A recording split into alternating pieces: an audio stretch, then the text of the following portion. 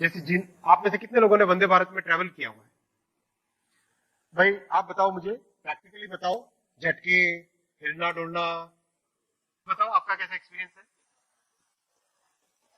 बहुत अच्छा। आपका एक्सपीरियंस बताओ, माइक लेके बताओ जरा। बहुत अच्छा एक्सपीरियंस था। साउंड लेवल कितना था? नॉइस? समझ में ही नहीं आया कि फास्ट है इतना, और क्या टाइम बात बहुत है, कम देखो था। आप एरोप्लेन से कंपेयर करो, हमने मेजर किया है, एरोप्लेन से कंपेयर करो, एरोप्लेन से 100 गुना कम, 100 गुना कम नॉइज लेवल है वंदे भारत के अंदर। आपका experience? It has been amazing. On time, first of all, speed आपको अंदर बैठते पता भी नहीं चलता है. Comfort, amazing, and on time. That's the toilet best. Clean? Absolutely. Very good, ताली बजाओ यार। Very good, excellent. और किसी का एक्सपीरियंस, कोई पॉइंट है जो स्पेशल आप शेयर करना चाहेंगे, आपका एक्सपीरियंस?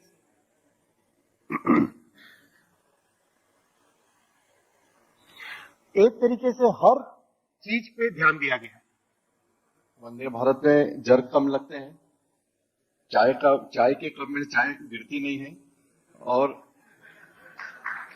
उसके रेस्टोरेंट्स, उसका food and beverages amazing, very good, much higher quality. Very good, ताली बजाओ यार। मैंने आपको एक वीडियो, आपने देखा होगा, नहीं देखा तो यूट्यूब पे देखना, जब ये ट्रेन 180 किलोमीटर पर आवर की स्पीड पे टेस्ट हो रही थी कोटा और नागदा के बीच में, तो एक पानी की ग्लास ड्राइवर के कैबिन पे रखी थी, पानी की ग्लास ड्राइवर के कैबिन पे रखी थी। 180 की स्पीड से गाड़ी दौड़ रही है, पानी की ग्लास हिलती नहीं है। पानी की ग्लास तो हिली नहीं, लेकिन सारी की सारी दुनिया की रेलवे इंडस्ट्री हिल गई।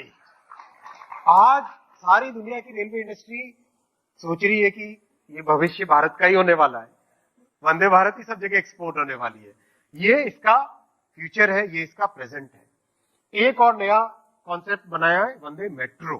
जैसे दो शहर आसपास के, जैसे इंदौर से भोपाल हो गया, इंदौर भोपाल कम डिस्टेंस है, इस तरह के जो शहर है जिनके बीच में कम डिस्टेंस होता है, 150 से 200 किलोमीटर के बीच में, उनके बीच में कैसे एकदम फ्रीक्वेंट शटल की तरह ट्रेन चले, वो है वंदे मेट्रो। यानी तीन कॉन्सेप्ट हो गए, लॉन्गर डिस्टेंस के लिए स्लीपर, मिडिल डिस्टेंस के लिए वंदे चेयर कार, और शॉर्टर डिस्टेंस के लिए वंदे मेट्रो। इस पूरे कॉन्सेप्ट से देश का complete transportation sector Modi ji totally transform कर रहे हैं, और उसमें मध्य प्रदेश का बहुत बड़ा रोल रहेगा। ये वंदे पुश पुल, हर तरह के इनोवेशंस, एक नए तरह का लोकोमोटिव, जिससे कि एग्जिस्टिंग जो कोचेज है, हमारे पास करीब करीब 60,000 कोच एग्जिस्टिंग है, और उनकी कोच की लाइफ 35 ईयर्स होती है, तो उसको कैसे हम चेंज कर पाए, तो उसका एक प्रॉपर।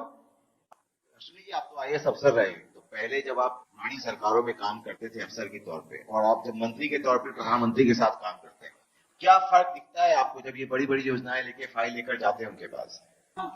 मोदी जी का सोचने का स्केल बहुत बड़ा है। मोदी जी, जैसे मैं स्टेशन की बात करूं, जब हम लोग पहली बार स्टेशन की डिजाइन वगैरह लेके गए, तो 2.5 घंटे का प्रेजेंटेशन था, और 2.5 घंटे के प्रेजेंटेशन के बाद में मोदी जी ने उसको अप्रूव नहीं किया, पीएम साहब ने उसको अप्रूव नहीं किया।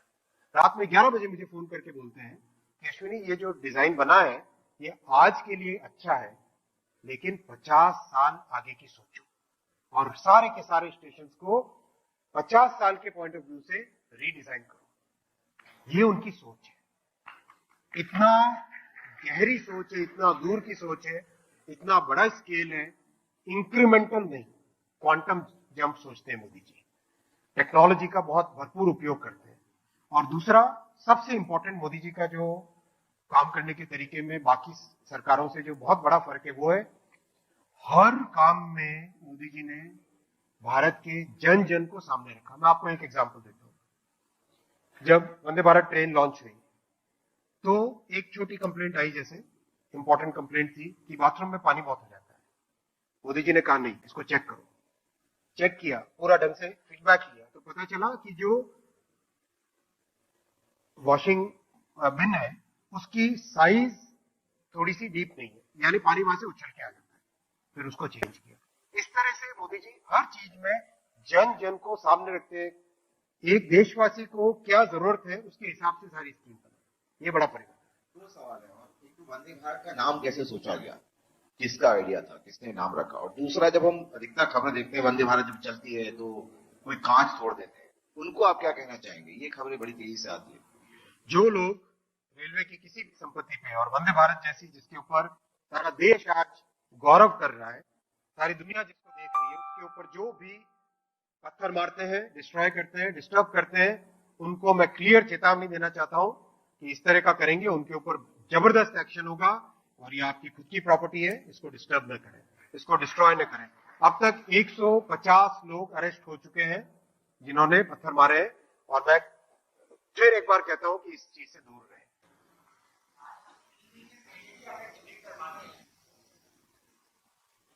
आज हम 3 महीने पहले भी अगर टिकट करवाते हैं ट्रेन का, अगर वो 2 वेटिंग है तो वो लास्ट डेट कंफर्म क्यों होती है? ना ऐसा नहीं है। अगर 2 वेटिंग है और कोई ऊपर से कैंसिल करवाएगा तो पहले कंफर्म होगी। डिपेंड करता है कैंसिलेशन पे। देखो 60 वर्षों तक इस देश में जो सरकारें थी, विशेषकर एक परिवार की सरकार थी, उस परिवार ने रेलवे पे कभी ध्यान नहीं दिया। उस परिवार के समय के मंत्री जो थे, आप वीडियो देखना, मैं नाम नहीं लेना चाहता, मॉडल कोड ऑफ कंडक्ट भी है, उन्होंने रेलवे को एक दूध दोहने वाली गाय बोला था। आप समझ गए होंगे किसकी बात कर रहा हूं। ऐसी सरकारें थी देश में। ये जब मोदी जी आए, उन्होंने रेलवे को ट्रांसफॉर्म करने का, क्योंकि जन जन की सवारी है, गरीबों की सवारी है, मिडिल क्लास की सवारी है, इसीलिए आपने देखा 30,000 करोड़ से 2,40,000 करोड़ पे पहुंचा है बजट। इसीलिए आपने देखा इतने ट्रैक बने, इसीलिए आपने देखा इतनी इलेक्ट्रिफिकेशन हुए। अब और कैपेसिटी बढ़ा के ऐसी परिस्थितियां लानी है मोदी जी के 3rd टर्म में कि वेटिंग लिस्ट का झमेला ही खत्म हो जाए। चलिए मैं आगे बढ़ता हूं डिजिटल पे। अब मैं डिजिटल पे बढ़ता हूं आगे, डिजिटल पे बढ़ता हूं।